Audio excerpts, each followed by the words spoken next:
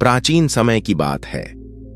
एक समृद्ध राज्य था जहां का राजा अपने पराक्रम और न्याय के लिए प्रसिद्ध था, परंतु वह जितना राज्य के प्रति समर्पित था उतना ही अपने परिवार के प्रति उदासीन।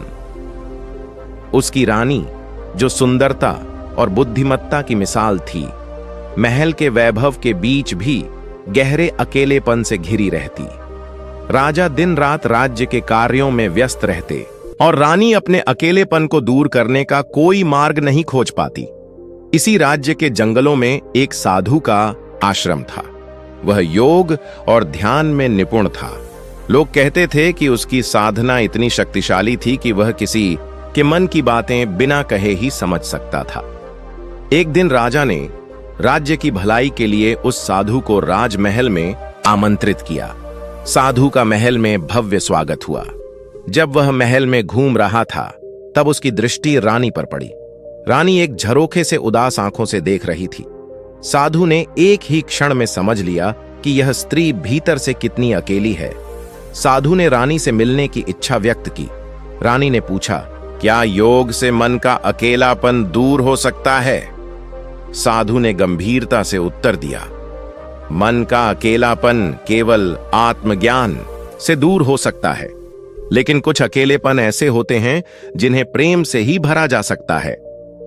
साधु की बातें रानी के हृदय को छू गईं। अब वह नियमित रूप से महल आता और हर बार रानी से मिलता। धीरे धीरे साधु ने रानी को अपनी ओर आकर्षित करना शुरू किया। रानी महसूस करने लगी कि उसका हृदय कुछ अलग अनुभव कर रहा है। रानी जब भी साधु से मिलती, उसे लगता जैसे कोई उसे समझता है, कोई उसके अकेलेपन को बांटता है।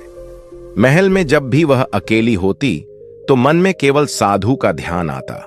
राजा से उसे कोई शिकायत नहीं थी, पर अब वह महसूस करने लगी थी कि साधु के साथ बिताए पल उसे अधिक सुकून देते थे।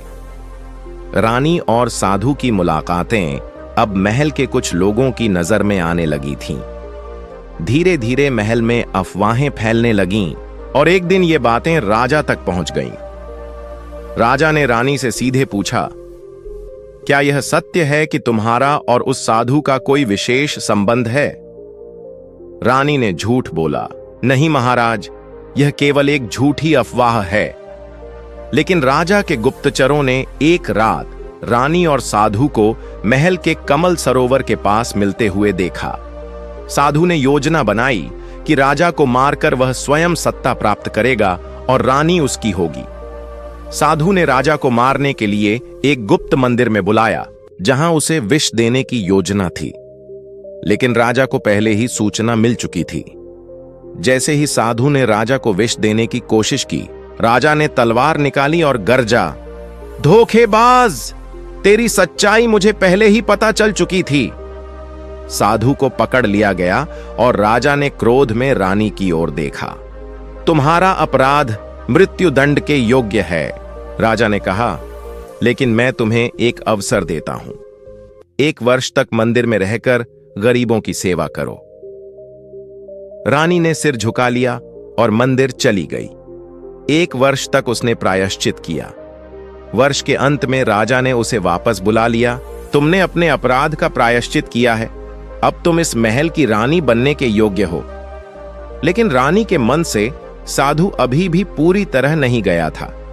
एक रात वह अपनी दासी की मदद से साधु को कारागार से मुक्त कराने पहुंची। मैं जानता था कि तुम आओगी, साधु ने कहा। उस रात रानी और साधु महल की दीवारों से होकर जंगल की ओर भाग गए। पीछे छूटा महल, राज्य और मर्यादा। आगे था अनिश्चित भविष्य, पर एक साथ